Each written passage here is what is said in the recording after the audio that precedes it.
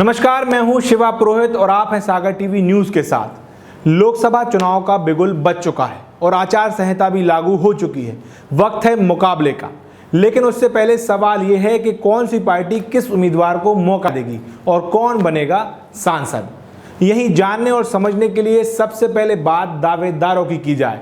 शुरुआत करते हैं मध्य प्रदेश की सागर लोकसभा सीट से, जहां दोनों ही प्रमुख पार्टी कांग्रेस और बीजेपी में दावेदारों की एक लंबी लिस्ट है जो ये चाह रहे हैं कि उनकी पार्टी से उन्हें मौका मिलना चाहिए।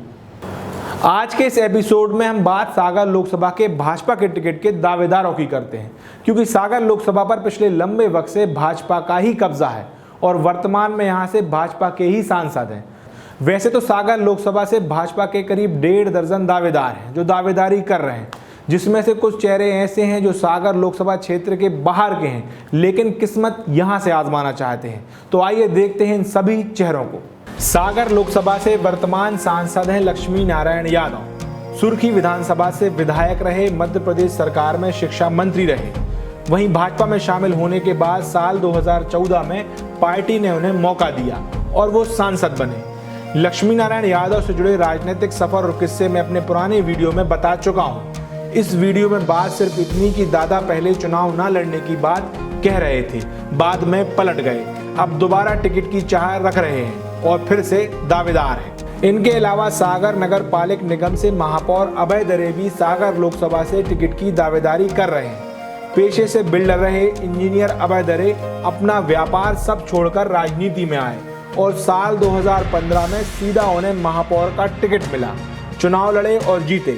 राजनीति में नए होने के कारण एक साल तो सबको समझने में निकल गया, लेकिन जब समझ आया तो वो ये भूल गए कि राजनीति इसी को कहते हैं। कठपुतली बनना स्वीकार नहीं किया। नतीजा ये हुआ कि फिर अभिमन्यु की तरह ऐसे फंसे कि निकल नहीं पाए। लेकिन आज अभय दरे राजनीति के दांव-पेच अच्छे से समझ गए हैं, किसी माहिर खिलाड़ी की तरह खेल रहे हैं।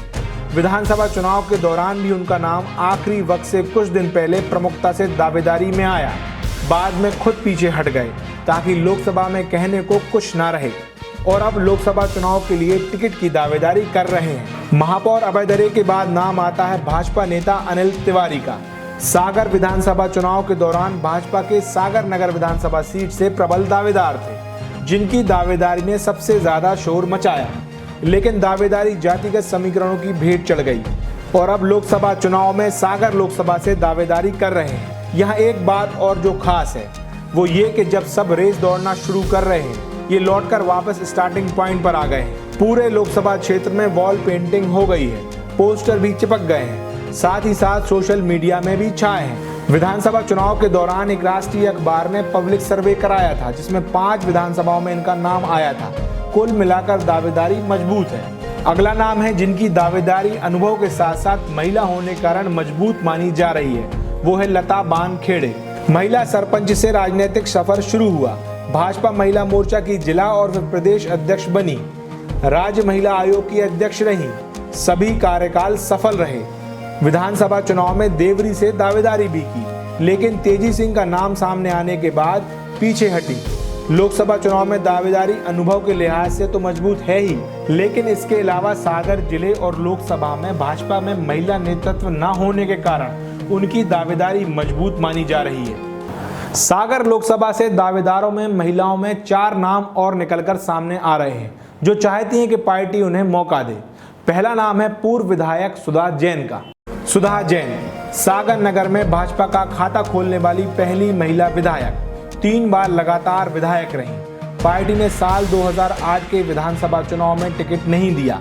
हालांकि पार्टी ने सम्मान में भी कमी नहीं रखी, जिला अध्यक्ष बनाया, कई सारे पद पर बिठाया, लेकिन कुछ वक्त से वो चुनाव वाली राजनीति में वापस आना चाह रही हैं। विधानसभा में दावेदारी की, लेकिन प्रबलता से नहीं। सागर लोकसभा सीट से दावेदारों में मजबूती से अपना नाम आगे बढ़ा रही हैं। इसके बाद दूसरा नंबर आता है पूर्व विधायक पारुल साहू का, जो साल 2013 में सुर्खी विधानसभा से कांग्रेस के कद्दावर नेता गोविंद सिंह राजपूत को हराकर भाजपा के टिकट से विधायक बनी। साल 2018 में हुए विधानसभा चुनाव में उन्हें टिकट नहीं दिया, लेकिन अब लोकसभा में अपनी किस्मत आजमाना चाह रही हैं। पार्टी के सामने सागर लोकसभा सीट से दावेदारी की है। महिलाओं में तीसरा नाम आता है प्रीति नायक का, जो कि महिला मोर्चा की जिला अध्यक्ष हैं वहीं दावेदारों में चौथा नाम है बीना से पूर्व विधायक सुशीला सिरोठिया का, वो भी दावेदारों की दौड़ में है। महिला दावेदारों के साथ साथ कुछ बड़े और कद्दावर नेता भी सागर लोकसभा से चुनाव लड़ने के ख्वाहिशमंद हैं। साथ ही कुछ नेता ऐसे भी हैं जो हर बार चुनाव आते ही पार्टी से टिकट की अपेक्षा रखने लगते हैं और अपनी दावेदारी ठोक देते हैं। दावेदारों में अगला नाम है पूर्व विधायक पूर्व मंत्री लक्ष्मीकांत शर्मा का। सागर लोकसभा की सुरौंज विधानसभा से विधायक रहे, मध्य प्रदेश सरकार में मंत्री बनाए गए। व्यापक मामले में नाम आने के बाद हाशिए पर चले गए थे, अब राजनीति में वापसी करना चाह रहे हैं और सागर लोकसभा सीट से दावेदार। एक नाम और कद्दावर नेता सुशील तिवारी का भी दावेदारों में सामने आ रहा है। कांग्रेस में चुनावी राजनीति में फेल होने के बाद भाजपा में शामिल हुए, विधानसभा में उतनी प्रबलता से नाम आगे नहीं बढ़ाया, लेकिन लोकसभा चुनाव लड़ने की तैयारी में है। पार्टी से हरी झंडी मिलने का इंतजार कर रहे हैं। इन सभी नामों के अलावा वरिष्ठ अधिवक्ता KVS ठाकुर, अशोक सिंह बामोरा, मुकेश जैन डाना के नाम भी सागर लोकसभा सीट से दावेदारों की दौड़ में हैं। ये तो हुए वो नाम जो सागर लोकसभा के निवासी हैं और दावेदारी कर रहे हैं, लेकिन भाजपा में ऐसे 3 नाम और हैं जो नाम तो बड़े हैं, लेकिन ऐसा सुनने में आ रहा है कि ये अपना क्षेत्र छोड़कर सागर लोकसभा पर अपनी नज़र जमाए हुए हैं। इन नामों में सबसे पहला नाम है भाजपा के प्रदेश उपाध्यक्ष विनोद गोटिया का। जबलपुर के हैं, लेकिन सागर से चुनाव लड़ने के ख्वाहिशमंद हैं। विधानसभा चुनाव में दमोह से हार का सामना कर चुके जयंत मलैया और उनकी पत्नी सुधा मलैया भी सागर लोकसभा के दावेदारों की दौड़ में है। अगर सीनियर नेताओं के कोटे से टिकट हुआ तो जयंत मलैया तैयारी में है, और अगर महिला कोटे में ये सीट गई तो उनकी पत्नी सुधा मलैया का नाम आगे किया जाएगा। और आखिर में तीसरा नाम नरेंद्र सिंह तोमर का भी सामने आ रहा है, जो अभी ग्वालियर से सांसद हैं और केंद्रीय मंत्री। सुनने में आ रहा है कि उनकी नज़र भी सागर लोकसभा सीट पर है। भाजपा के लिहाज से ये सीट सुरक्षित मानी जाती है।